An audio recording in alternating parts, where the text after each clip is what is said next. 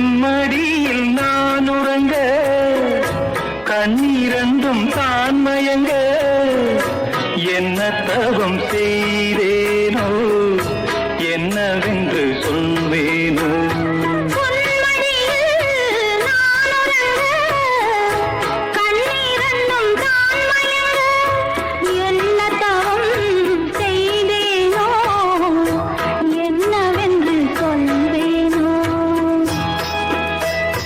ஏழ் பிறப்பும் இணைந்திருக்கும் சொந்தம் இந்த சொந்தமம்மா